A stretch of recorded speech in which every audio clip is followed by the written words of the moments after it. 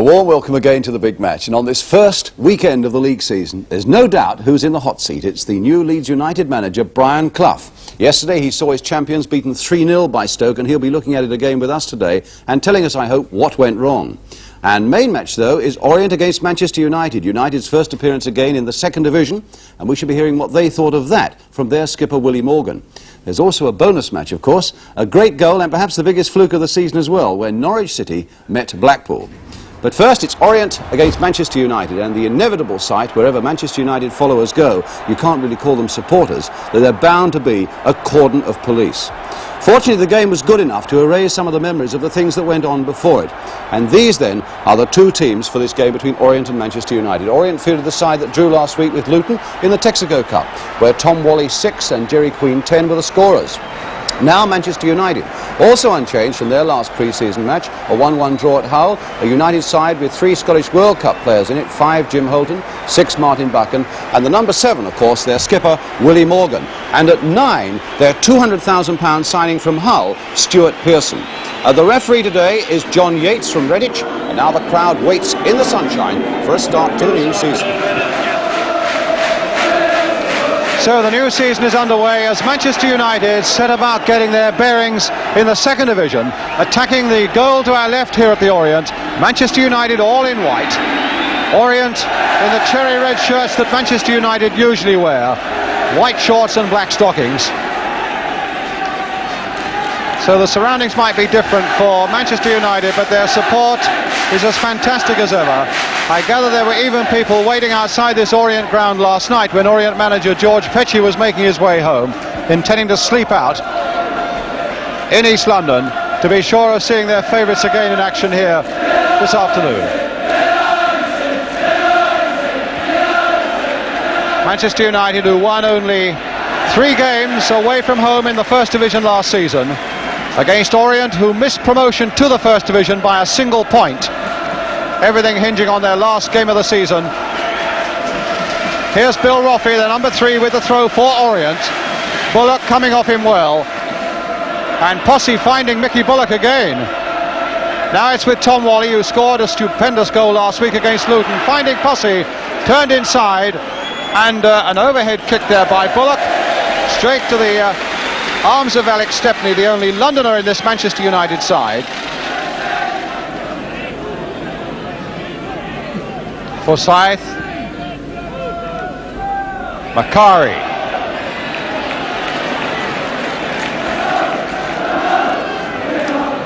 so it's a free kick then to Man United.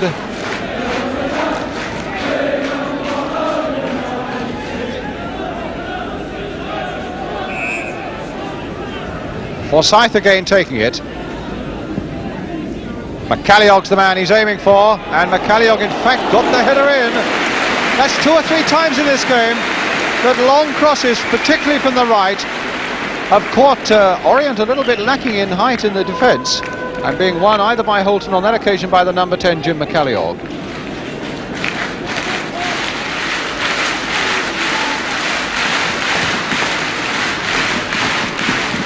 Green's header, Forsyth, forward for Macari. Looked like handball, and it was.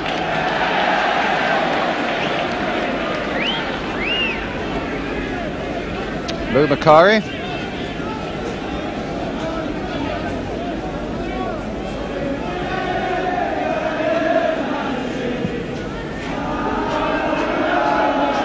That time Holton didn't quite get to it in the air, but there's Daly back in support. This young Irishman. Stuart Pearson going off, being hounded though by Harris. Pearson shows a fair bit of pace and a lot of determination by the way he went in there on Hoadley. I'm not at all sure that it was an entirely fair challenge.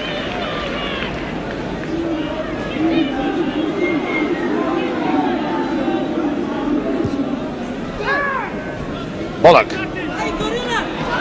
The play by Buchan. Macalliog to Greenoff. Macari for Greenoff again, and Hoadley is in a bit of trouble. Good ball there to Buchan, and cross deep for Willie Morgan in a lot of space on that far side, across the Orient goal. Good sweeping attack there by Manchester United, helped, I think, by the fact that Phil Hoadley was injured. But Morgan not far wide with that final shot of his. Willie Morgan, who had a lot of trouble with an eye after an accident while he was playing tennis in the summer, was telling me just before the game that he's still got to go back to hospital for them to have another look at it. A slightly enlarged left eye.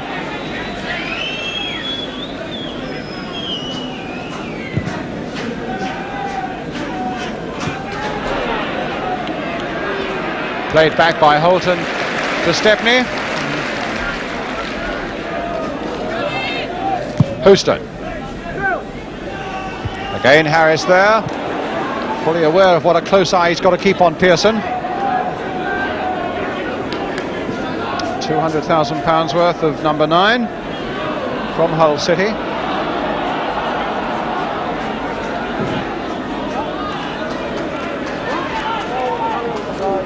Makari also looking very lively, doing well to get that ball in, but Harris was blocking the way. Good play by him as he finds his skipper. Here's Harris again, still a teenager. Played in there towards Posse, and it'll fall for Fairbrother instead. Here's Heppelet now, with time maybe to get a cross in, taking on Houston. Finding it stopped by McCalliog, but Fisher by now coming to support him, so Heppelet might get another cross in. That time it was blocked by Daly. And here's Houston. Buchan calling hard for it, taking the responsibility there well. Hoadley, that'll fall for Brian Greenoff. And look at Morgan in so much space now. Willie Morgan for Manchester United. And that's a beautiful goal. That is a beautiful goal. Scored by Willie Morgan. Made for him, without doubt, by Brian Greenoff in another beautiful sweeping Manchester United move. Greenoff away to Morgan in so much space. Morgan took his time and his aim was perfect.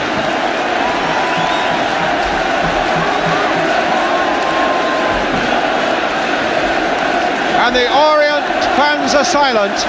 Manchester United fans are jubilant as Manchester United score their first goal in the second division, and it could hardly have been a better one. And Willie Morgan, the man who's had all that trouble with his eyes during the summer, is the man who got it. There's Bullock. That time it's got away by McCalliog, since that tennis ball hit him in the eye, and he thought for a while he might lose the sight in one of his eyes. But Morgan could really see what he was doing there.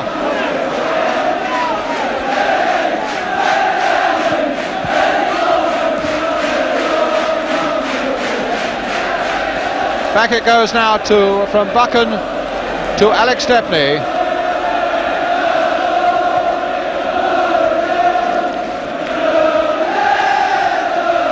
And there's the man, Willie Morgan, who knew what he was doing, and it's that sort of class that is going to help Manchester United so much this season.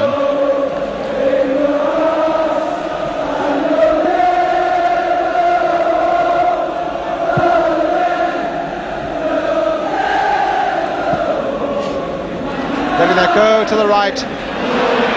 Well, that's about the first mistake that Willie Morgan's made this afternoon, and he's still got a fair bit on the credit side after that fine goal. Roffey keeping it in, but only for Brian Greenoff. Willie Morgan. Past Roffey. Morgan just sizing up the situation in the middle, but then beaten away unfairly by Gerry Queen. So it's a free kick to Manchester United, which Greenoff will take. Jim Holton's come up for this one.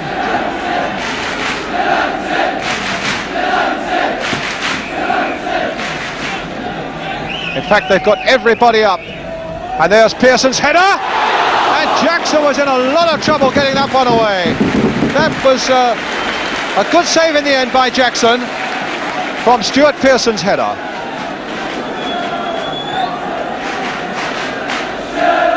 Fairbrother going in. Bullock stretching out. And Wally collecting now. Brought down by Daly. And a free kick to Orient. certainly wasn't an intentional trip there by Daly, and John Yates using his discretion there on Tom Wally. But it had to be a free kick. Now can Orient pull something out in the last seconds of this first half? Bullock is there with a glancing header, but it's a goal kick. And there, in fact, is the half-time whistle, and a very satisfactory first half indeed for Manchester United, back in the second division, going into half-time with the lead in their favour, the goal being scored by Willie Morgan, and a superb goal it was as well. Manchester United looking the better side throughout this first half, Orient looking a little overawed. A lot more to come on the big match this afternoon, including Stoke City against Leeds United. But the half-time score here then at Brisbane Road Orient is Orient 0, Manchester United 1. We'll be back in just a couple of minutes.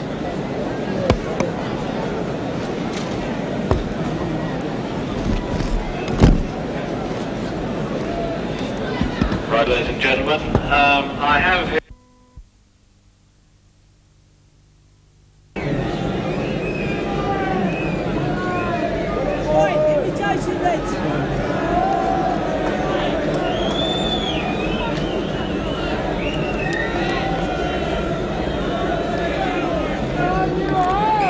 So welcome back then as we start the second half, with Orient now attacking the goal to our left, a goal down to Manchester United and to Willie Morgan. Tom Wally to Heffalett. Clearly the thing that must be uppermost in Manchester United minds is that they want to string one or two good results together early on in the season to put behind them all the unhappy memories of last season and to build to something really much more positive this season. Return to the First Division. Well, if they get a good result here, remembering they only had 3 away wins all last season against a side that did so well in the second division last season, they'll know they're on the right tracks. But I'm sure Orient have still got a lot left in them, and here's Ricky Heffalett. Now, can Fairbrother get this one over? Well, it was a poor cross, and McCalliog had the simplest of jobs getting it behind for the corner. Very Fairbrother, tenacious little worker. Really wasn't a very good cross there. Here's Posse now with the corner. They've certainly planted enough red shirts forward this time. Wally is one of them, but it goes completely in the wrong direction off his head for a goal kick to Manchester United.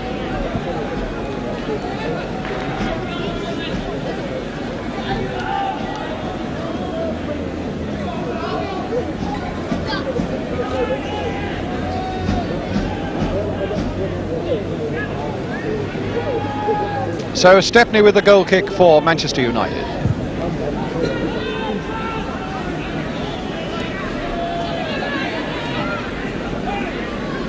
Houston and Pearson. Macari, and away goes Pearson again. Wally shrugged off that Orient defender so well there and got the cross in, and that very nearly came to something because Greenoff had gone right in there and very nearly got on the end of it. Gerry Daly.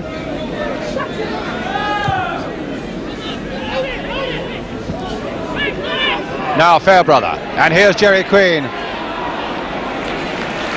Passing not really as accurate at the moment as it needs to be, Orient.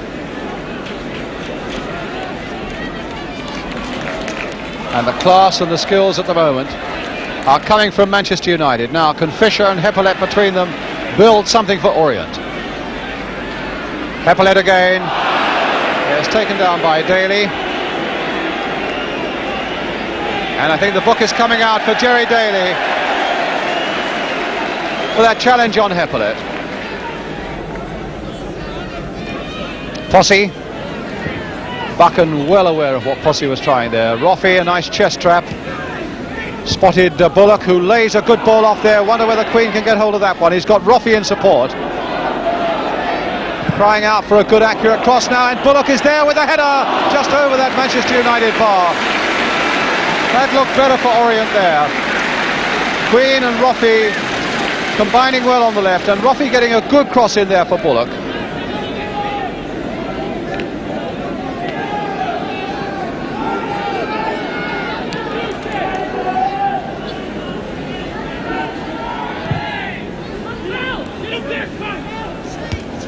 Pearson, And Roffey, and a throw to Manchester United.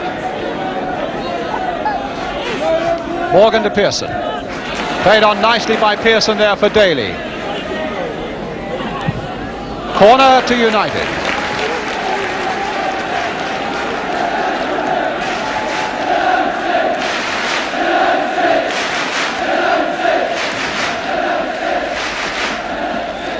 Which Willie Morgan will take.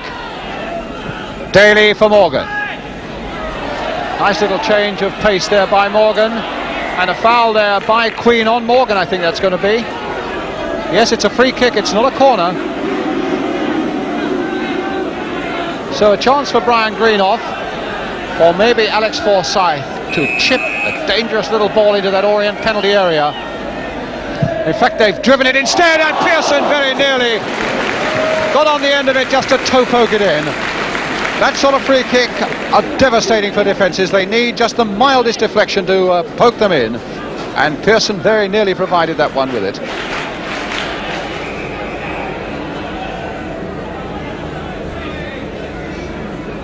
And here's Bullock. Played on for Heppelet again. He's got a good cross in there, and Stepney with Posse challenging, and the ball is still bubbling about there, and it's still play on, says the referee, and finally off Bullock, and it's still not away, and then Houston heads it away for Willie Morgan. The referee believing that that challenge by Posse on the goalkeeper was fair, and Queen challenging Morgan a little crudely, and Manchester United now get a free kick.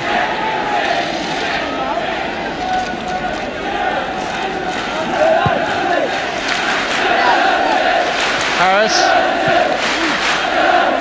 towards Posse, and Forsyth, I think, caught Posse on the back of the head as well.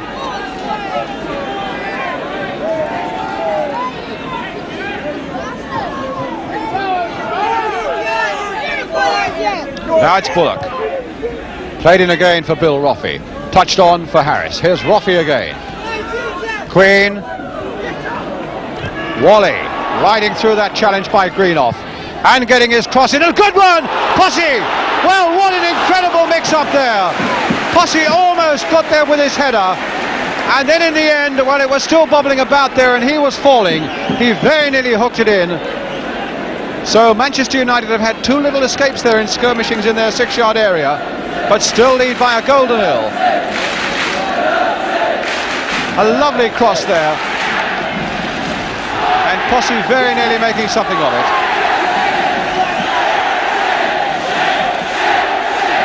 In fact, there was an infringement.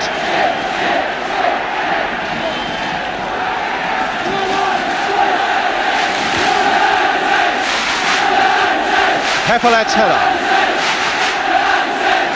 Bullock off, and Orient now looking a better side as Fairbrother goes through, and Fairbrother just wide. Much more like it from Orient. You would hardly have recognised them for so long in that first half from the side that did so much last season, but in the last couple of minutes they've begun to look the part again. Fairbrother so close there. Holton to Greenoff. Played dangerously there, and it still could be dangerous, but it won't quite reach Wally, and Greenoff recovered quickly enough. Wally now to Roffey. Played inside again for Gerry Queen. Back again for Wally, and now again for Roffey, and a little bit of space to get this cross in. If he can get round Forsyth, which he can. Oh, good bit of play there by Orient, and United were in trouble. Nice build-up down the left there involving Wally and Roffey. A lovely cross by Roffey that had Alex Stepney and the United defence in all sorts of trouble. So a corner on the far side then to Orient. Posse will take it. Harris was right in there. Will it come for Heppelet? Diving in there with a header. Houston got it away. Posse in there with the header. Wally will be able to play it wide here for Bill Roffey. Onto that left foot again by Roffey. Well, the height and the power were right, the direction was wrong. But he's shown some good work up that left touchline, Bill Roffey, and George Petchey, the Orient manager, wanting both his fullbacks to come plunging forward into attacking positions.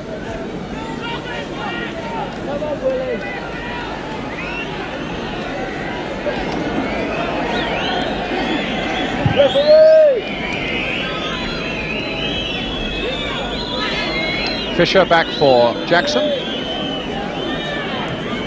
Now Harris taking that from Hoadley.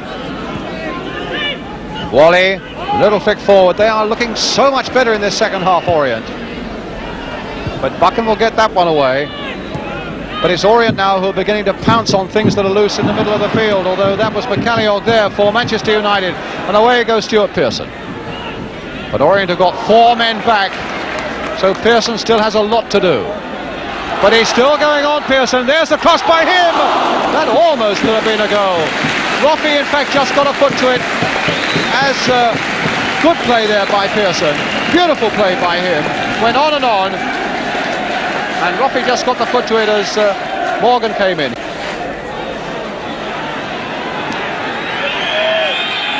Now they want Sammy McElroy on. I wonder who it might be who goes off.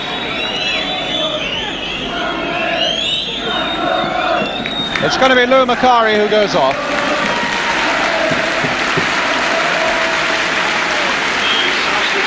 Getting warm applause from the big crowd here at Orient for Macari as he goes off and McElroy comes on. So Jackson with the kick for Orient.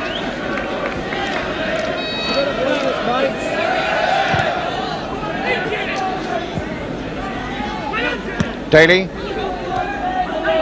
Roffey, it looked a bit like handball there.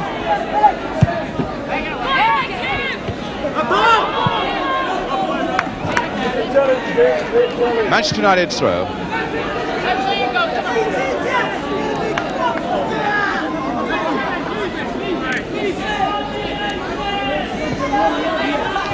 Pearson, again a tricky bounce that beat Harris that time. Here's McElroy now.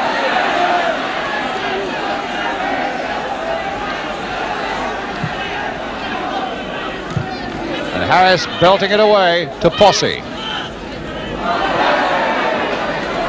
So Forsyth will take it up. But Roffey to contend with. Free kick. Roffey tripping Forsyth. Chance for Manchester United to take the pressure off their end of the field. And they've left only Martin Buchan back. Buchan and Posse are the only men, other than Alex Stepney, who have stayed back. So that really is a crowded Orient penalty area.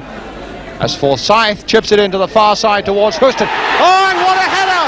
And it's there by Houston! 2-0.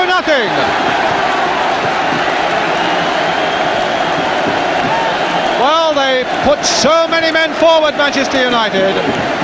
And as Forsyth's free kick came over, Houston got above them all, in off the post. And that's 2-0. So Stuart Houston, who scored only 2 goals in the league last season for Manchester United after joining them from Brentford, has already got 1 this season. And I would think, unless there is a remarkable Orient revival now, that would just about make it safe now for Manchester United, although here's Fairbrother. McElroy back with just over a quarter of an hour to go. Pearson hard after this one, and finally Harris can turn it back to Jackson. And I think the linesman on the far side is in some trouble. He was injured just now. Now whether he can go on or not, I think the game is being stopped, and I think we might well find that either the linesman is going to get a bit of treatment, Tommy Kavanagh's running that way, or there might be an appeal for a qualified referee to take over the line for the last few minutes of the game. So the linesman in trouble.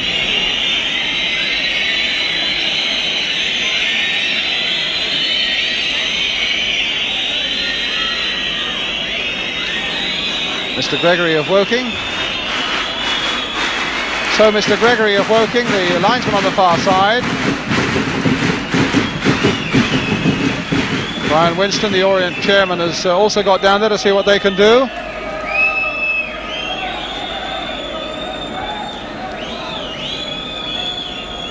And already there is a gentleman stripping off saying that I'm a qualified referee and I am happy to run the line for the last, 4 minutes of the game. So Manchester United have got a substitute on Sammy McElroy. It looks as though we're going to get a substitute linesman as well.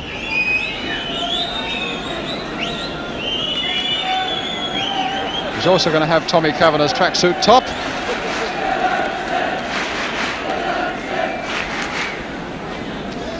Well, that's something to tell the fellas this weekend.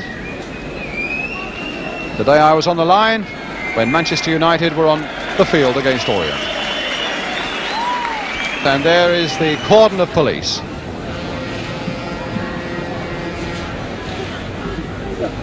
It'll be a throw, and it's given to Orient. Our substitute linesman making his first decision there. Quite a good long one as well there. Now Bullock, can he do anything? It's a corner.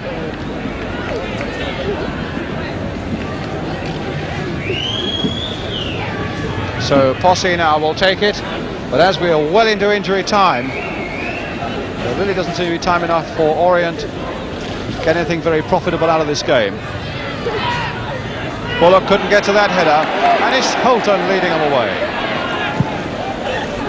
Towards Pearson, that's 1 against 1 now, and as he got the beating of Harris, still with Pearson, Roffey coming back to support his defence. It'll be with Daly now, back again for Willie Morgan, aware that Queen is hard behind him, and Wally can get this one away for Orient. Good header there by Houston to McCalliog. Again the referee looking at his watch. We're well into injury time as it's crossed in once more towards Pearson. Harris getting that one away. Here's Posse, and there goes the final whistle. Impressive Manchester United, well deserving their 2-0 victory. A good start for them in the second division. A victory with goals by Willie Morgan in the first half, and then one by Stuart Houston in the second half. There's Houston number 3, whose header really wrapped up this game for United, and well they deserved it. As the young fans come on, I think we should be seeing a lot of Manchester United on the evidence of this game towards the top of the second division this season. So we have then a final scoreline here on the first league game of the season. Orient 0, Manchester United 2. Yes, indeed, Manchester United so impressive there. And after the game, I spoke to their skipper, Willie Morgan, and asked him first how important a good start was for Manchester United. Yeah, I think any team wants this, Brian. It's great to get a good start, especially away from home. First game away down London, you know, it's very, very hard because you start thinking about if you get beat, how hard it's going to be. And they said, you know, the pressure's tremendous. And the fact that we've come here and won, it'll be, you know, it's a great booster for us. You've given your side a good start with your goal. Tell us a little bit about how that appeared to you. Well, it was a good ball from Brian Clough, tremendous ball. And the goalkeeper come out as I was running through. To tell you the truth, I just hit it. I had no idea where it was going. I just put the head down and hit it. So that's half my total of last season. So I'm quite happy. Was there a time this season when you were very worried about your future in football? You had this accident with tennis. Tell us about that. Well, I didn't think I'd be able to start the season. I'm not fully fit yet. In fact, far from it. It'll take me several weeks before I'm fully fit. My first training session was last week in the game against Hull, in which I had to come off because my legs seized up. And I've had 3 or 4 hard mornings last week. And at the moment, you know, my legs are very, very sore. So it's going to take me 2 or 3 weeks before I'm fully fit myself. So the fact that we've come down here and won, I think, today, with a half-fit player in the team, is even more heartening. Brilliant. But you had this, what, the tennis ball was in your left eye, wasn't it, Willie? Yeah. How did that happen? It came off a racket? It came, well, when the boy served it, he served it into my backhand, and the ball bounced badly on the shell. And as the ball came up, I tried to get my racket up. And if you can imagine, I had my racket up here, and it hit the edge of the racket, which knocked the tennis ball into a sort of egg shape. And unfortunately, the point of the ball caught me right in the eye. Yeah. The doctor said it was a 1,000,000 to 1 chance. And do you see all right now? Well, it's still slightly blurred. The pupil's still slightly enlarged. And I've got to go back again after a month of playing and training to see the reaction to the eye. And then I've got to do what the specialist says. Well, Willie Morgan recognises the true value of loyal supporters for Manchester United, but what about the troublemakers who follow the club around? And so on. Yeah, I mean, they're not supporters. We don't call them supporters. You know, they're ruffians. And certainly, to wear the scarves of Manchester United, these people, you know, we don't want to know them. Manchester United skipper, and a very happy one, and it's good to see that eye is getting better, Willie Morgan. Don't forget, still to come on the big match today, highlights of Stoke City against the champions Leeds United with comments in the studio from Brian Clough. But we now move on to more action from the second division, and it's also involving another club relegated with Manchester United last season. That's Norwich City, of course, who yesterday were at home to Blackpool. The match was covered by Anglia. The commentator is Gerry Harrison, and Norwich are in the darker shirts, the dark shorts, and we pick up the match in the second half. Stringer, the man on the near post, Forbes behind him on the goal line. Up comes Powell. Here's Sullivan. Sullivan still going. And Powell, a difficult one for him. Powell, yes! Off his knee! Tony Powell, well, they won't get a luckier goal than that, but they'll love it. And that was a reward for persistence and good defensive play that earned him his first goal for Norwich City in his first game. It looked as if he'd lost possession of that because it wasn't a good pass to him, but he kept going and off his knee, leaving Burridge with no chance at all.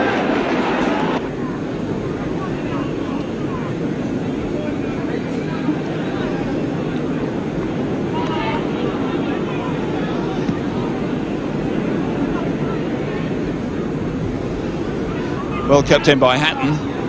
He's gone over to the left-back position. Hatton at left-back, Curtis at right-back, and the man who was left-back, Bill Bentley, playing in midfield. Colin Sugget to Grapes. Nice play. Up goes McDougall.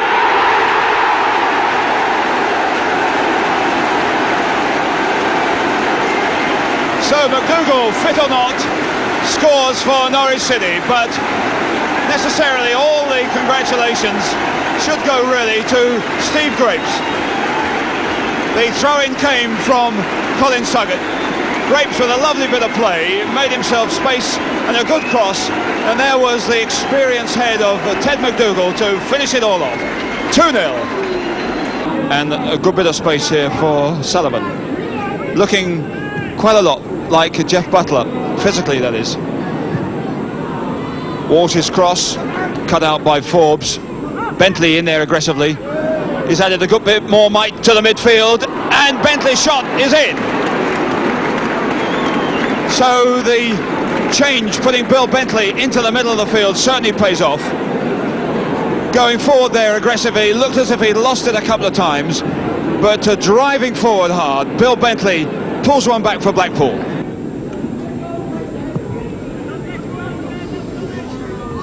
Boyer to McDougall. Sugget, Grapes wide on the right. Machin is helping him too. This is Boyer. Machin. Oh, that was Sugget. But it was a great save from Burridge. Really jumping across there. So a 2-1 win there for Norwich, which now brings us on to perhaps the most surprising result of the day, the heavy defeat of the champions Leeds United at Stoke. That was the match covered yesterday by ATV. The commentator is Hugh Johns, and Leeds are the team in the all-light yellow strip.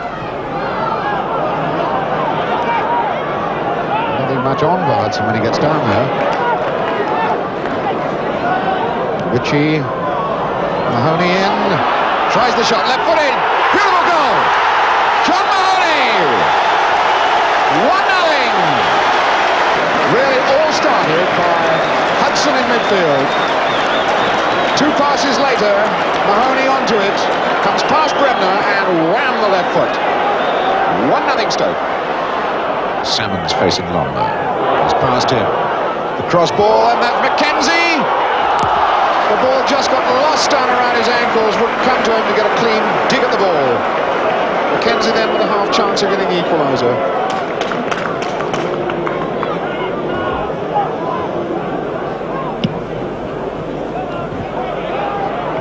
Ritchie on for Greener.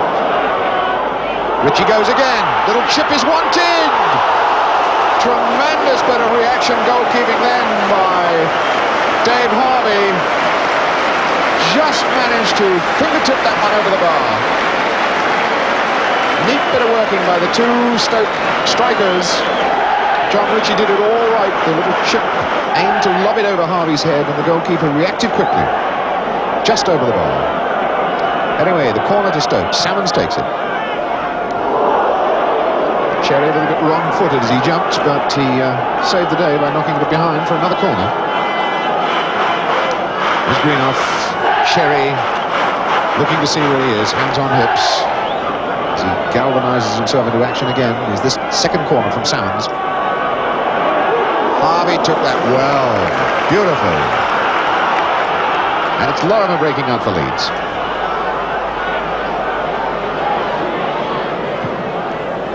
The long one for Mackenzie.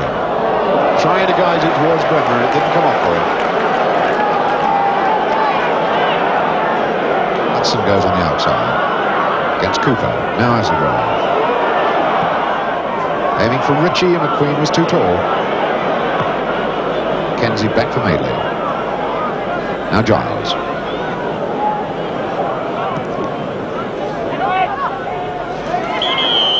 Bremner getting it in the back from Salmons.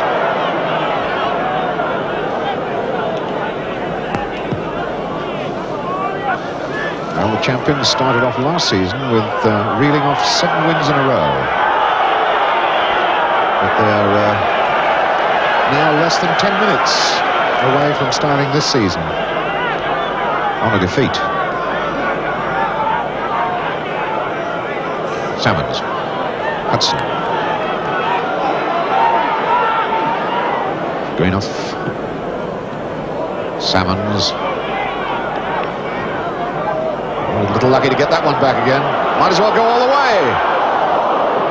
Hasselgrave hasn't got the ball. Giles and Lorimer. Well, that's played Giles into trouble. Now they get a corner out of it. And Hasselgrave got it. And the local boy draws up the cheers from the fans, getting the corner off this wily veteran, number 10, Johnny Giles.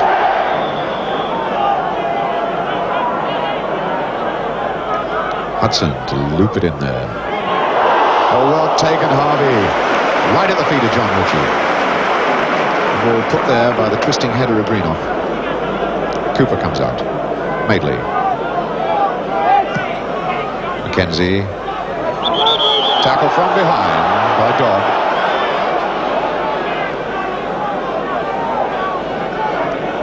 Giles to take it. Cooper. Cooper taking on Marsh and Hasselgrave. Madeley now. Did well to swing that back. Dodd puts it behind to the corner. That ball looked as though it would be getting away from Madeley. Corner on the left. It's Dodd. Number 10 Hudson. On the far post, Mickey Paychick. The near post, John Marsh. Bremner to take the corner himself. Can dink these things onto the near post. See what he does. Out by Salmons. Giles. Smith getting half a touch. Now for Lorimer. McQueen's up there. And Mahoney knocks it for another corner. And Leeds exerting the pressure again. Getting to grips with this game. Looking for an equaliser. Bremner with this corner. McQueen up on the goal line. Madeley in the box. Mackenzie's in there. Gerry. And a diving header then by Gerry. Was so close to getting an equaliser. Defender Gerry has to go back down the field again because all that happens is it's a goal kick to Stoke.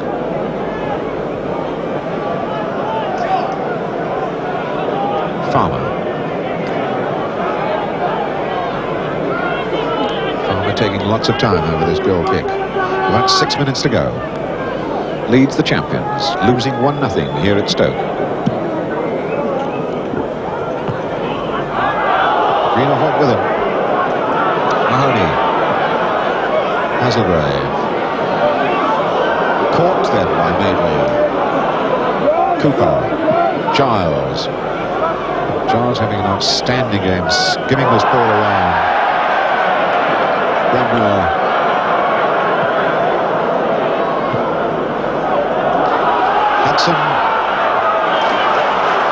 to slow it down because there's not much support up there. Salmons takes over. Again, he slows it down. Paychick for Hudson. And now Stoke do have the men forward. Hazelgrave's one of them, and touch then for Greenough. And a deflection. A deflection took it away from Dave Harvey, but it's 2-0.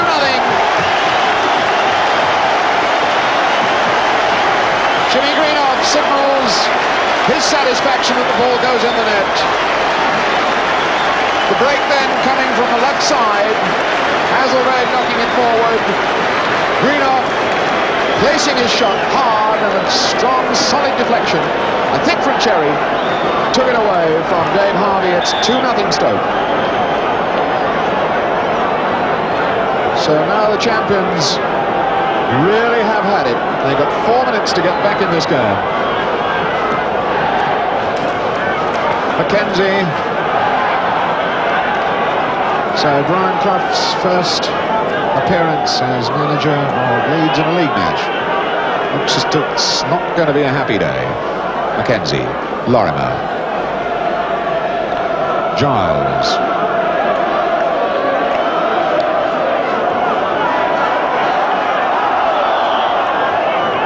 Free kick finally to Stoke.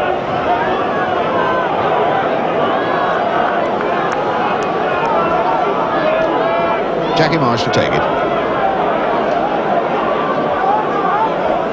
Well, the crowd wanting another goal from Stoke now. I think we said earlier that the three games that Stoke have won here on their own ground against Leeds have all been scored by 3 goals, and there's Greenough charging in really as their first.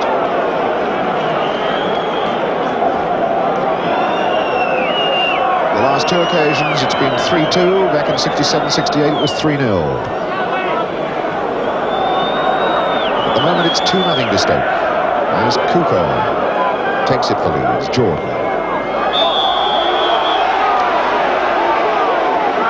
Jordan, who hasn't had too much luck in this game. Replacing Clark, Jones, whichever one you care to pick out. And Hudson breaks. The support on his right is from Ritchie. He's got to watch the offside, that's all. Wasn't quite long enough for Ritchie. He's in with the shot, and he is 3-0! We wanted that third goal, and we got it. John Ritchie as the crowd erupts. Well, I think that was sheer tiredness by Leeds. But let Hudson in, down the middle of the park. And look ball at John Ritchie, and this veteran, superb striker, knocks in goal number 3 for Stoke. Well, then it's definitely all over. Brian Clough, in wondering what your reaction to that is, I must say that after seeing that and after your long drive down the motorway today, for which we're grateful, you seem very relaxed and philosophical about it all. Those goals, watching them again, you know, they've caused me as much pain as they did yesterday, but it's a little bit one-sided, the film. I know how many goals we missed. I know how well we played. And if it had been perhaps 3-0 to Leeds at half-time, then the game would have been over. Yes, we should establish that that was, in fact, the second half that we showed highlights of there, and you dominated the first half. We dominated 80% of the game. But missing chances, that's something you can do very little about. I mean, how bad were the chances that were missed? Well, they were bad enough. They were spread right along the line. I thought the one of young Mackenzie's there was the least of the good chances. That was a bit tight. He'd missed one a lot easier than that. You can do nothing about it except to say to the players who missed them, i.e. Paul Madeley, even Terry Cooper, who missed the goal from about 8 yards, just keep going in there and hit the target. You know, we've told them many times, and I just repeat in training sessions what I've said on here. Get them into the penalty area, get them on target. You also lost the ball much more than I've seen Leeds United defenders lose balls in the past. Well, we had a spell in the second half where Stoke, I don't think, touched it in 10 minutes. And then we went to bits a little bit. We got a little bit desperate. They were so keen to do well yesterday, it was unbelievable. We lost a bit of our composure. We conceded these 2 silly goals in the last 5 minutes, and that's when we lost our composure. Why were they so particularly keen to do well yesterday? Well, for you? I hope it was for me, and I'm sure it was for themselves, and certainly for Leeds. They are professionals. They're very proud of their records, Brian. They're very proud of the fact that they were champions. They're very conscious of the fact they're champions. And they wanted to go out and do well at Stoke. Stoke's not been too good a ground for them in the past. They conceded 3 there last year, and they just wanted to do well. Let's look at 2 of the goals that Stoke City scored against you, Brian, and I'd like you to look at them now through the eyes of the Leeds United manager and tell us where things went wrong for you. Here's the first one. We lost it in midfield on the halfway line. That's little Johnny Giles having a go at getting it back from Hudson. Plays a ball there. Terry Cooper perhaps should have been a bit tighter, but this is where we should have had it. Billy should have had it there. He was slightly off balance, but Mahoney looks up there and from what? Fully 25, 26 yards, sticks a ball in the net that David Harvey must have thought was going outside.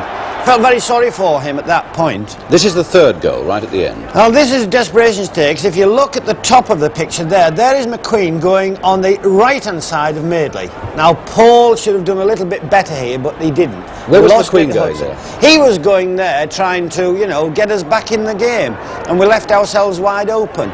He's a young player. He tends to do that type of thing. 2-on-1 there on Trevor Cherry, but the big centre forward takes it well here. Brushes that challenger's side, keeps it on the deck.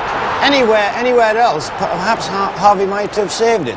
Kept it on the deck, kept his head, and he did the one thing we'd failed to do, stuck it in the net. You keep smiling, but what was the disturbing thing about it for you yesterday? There was no disturbing. I was very confident, I was very relaxed after the match. It's a long time since I've been involved in a match where we've been whacked 3-0. And that's the only description you can apply, where I've come away and said, well, if we play like that, we'll not only win the league, we'll walk it. Did you tell this to the team after the game? Oh, of course. Of course. The heads were down on the floor. It was inevitable that they were, you know, bitterly disappointed. But it'll be sleeves rolled up on Monday morning, and believe me, I don't know what the First Division is going to do when we put our full team out. Yes, because you had 1 or 2 out with suspensions and so on. Norman Hunter, Alan Clark were Yeah, out, we've got this problem at the start of the season, and now, of course, on Wednesday night when we play QPR, we have Billy out as well. So it's Billy, Norman and Alan Clark. I'll send them all down here for a relaxing half hour. Well, I tell you what, now that you're down here in London, let's talk a little bit about the London scene. When I was with you in Leeds earlier in the week, you weren't holding out too many hopes for London this season. Well, I couldn't see you overtaking the Leeds and the Liverpools. And perhaps the Derbys and the Ipswiches, that type of thing. And the results didn't go too well yesterday. For the fact that you think you are the capital of football, you know, I think you were 2 out of 20 yesterday in points, something like that. Arsenal kept the flag flying. You know, Orient were beaten, Chelsea had a bad result, West Ham were whacked. Why do these things happen? Is it just a cycle that London's going through? Brighton beat Crystal Palace, let me finish. Yes, they're just going through. Did you miss Peter Taylor yesterday? Oh, of course I missed him. Of course I missed him. It's the first time for years we've not been together on the opening of a season. He had a superb result, and he well deserved it. But I'm still puzzled by this London thing. I mean, do you think it's as bad that we haven't got a prayer down here this season? I can't see you winning the championship. And that's always a bad sign, because that is the bread and butter, and that is the thing that every manager wants to win. Obviously, you'll have as much chance in the cup ties as anybody has, but if you ask any pro, or ask any supporter, or ask any manager, ask anybody connected with football, what's the thing to win? It is the First Division. Well, it's nice to have you down here in London again for this big match programme, Brian, and it's good to see you as relaxed and as smiling as you are, and I hope the results go a little bit better for you from now on. Thank you very much for coming today. So there we are on the programme today, Brian Clough and Willie Morgan, and week by week on the big match, of course, we shall continue to bring the very big names in sport into the studio.